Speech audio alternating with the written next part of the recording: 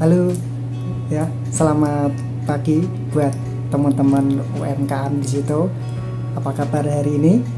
Saya doakan semoga kabarnya baik-baik saja dan saya doakan semoga lancar usahanya di situ.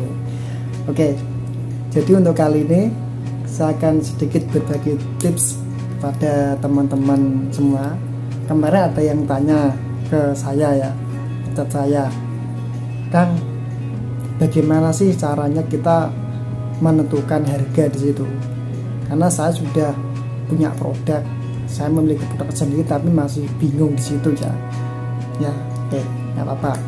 Maka dari itu, ini saya buatkan rekaman video, siapa tahu bisa bermanfaat ya buat teman-teman UMKM, bisa menjadikan inspirasi ya buat teman-teman untuk nanti menentukan harga yang pas buat produk teman-teman di situ.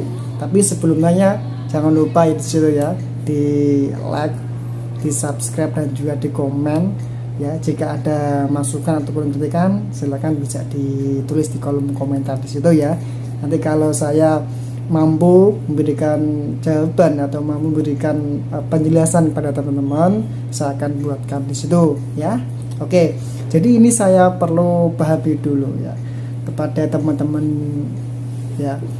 Kita kalau menentukan yang namanya harga suatu produk ya, kita harus tentukan dulu ya, karena banyak teman-teman yang asal memberikan atau menentukan harga produknya justru malah bingung karena ada yang terkendala terlalu mahal lah. Setelah ditentukan harga terlalu mahal, ada yang terlalu tipis profitnya, jadi malah serba bingung di situ ya. Makanya kita harus membuat planning ya, kita rencanakan dulu seperti apa, bagaimana nantinya.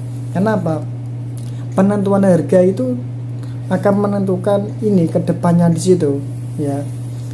Cuma kita lihat dulu ya, sebelum kita menentukan harga produk itu, kita lihat dulu produk apa yang kita buat dan marketnya kemana gitu ya. Sekali lagi, sebelum kita menentukan harga produk itu ya, kita lihat dulu ya, produk kita itu termasuk produk kebutuhan atau produk spesifik.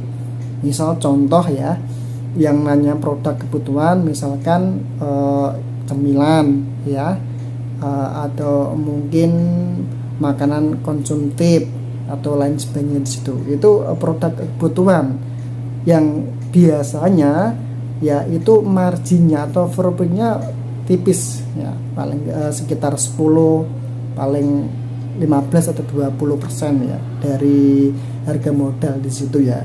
Tapi kalau produk kita termasuk produk spesifik ya, itu bisa kita buat margin yang tinggi ya, margin yang besar.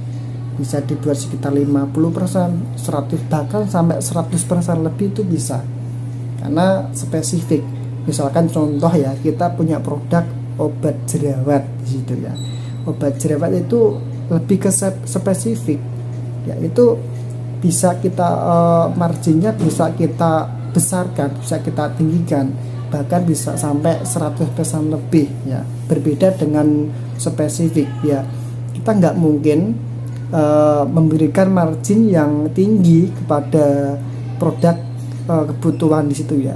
Misalkan produk cemilan, dari harga jual misalkan contoh dari harga modal katakan 5.000, kita menjualnya 10.000 atau mungkin 20.000, itu kebanyakan. Paling ya sekitar 6.000, 6.500 ya, segitu, karena produk spesifik gitu ya. Jadi kita lihat dulu produk kita termasuk produk spesifik atau produk kebutuhan ya.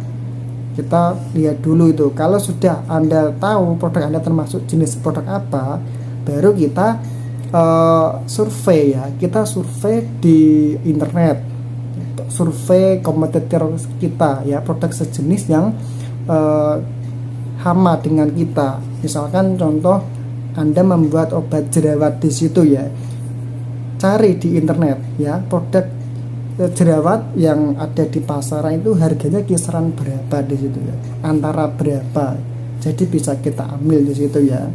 Ya dengan catatan ya, Anda sudah mendapatkan margin di situ, karena untuk kedepannya Anda menjual produk Anda itu ke end user langsung, atau Anda nanti konsepnya mau yang namanya membuka keagenan atau membuka yang namanya reseller. Jadi Anda harus tentukan harga end user berapa ya, harga reseller berapa, harga agen berapa ya. Jadi Anda nanti bisa tentukan sendiri ya. Setiap harga itu Anda tetap bisa mendapatkan profitnya masing-masing ya. Anda harus tentukan dulu, jangan terlalu tipis dan jangan terlalu tinggi juga, karena juga nanti kita berbagi profit dengan keagenan kalau kita pakai konsep keagenan. Tapi kalau kita pakai konsep langsung end user ya, itu beda ceritanya di situ ya. Jadi kita produksi, kita langsung jual ke end user di situ.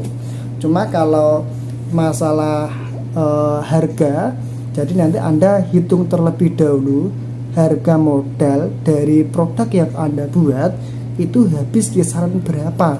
Misalkan contoh ya, Anda membuat produk jerawat di situ, satu produk itu menghabiskan biaya sekitar katakanlah sekitar 20.000 lah, katakan 20.000 di situ ya. Itu sudah termasuk label, termasuk semuanya lah. Intinya produk jadi tinggal dijual gitu ya, sudah ready siap dijual di situ. Berarti Anda bisa menjualnya sekitar bebas, mungkin bisa 100.000 atau mungkin berapa ya.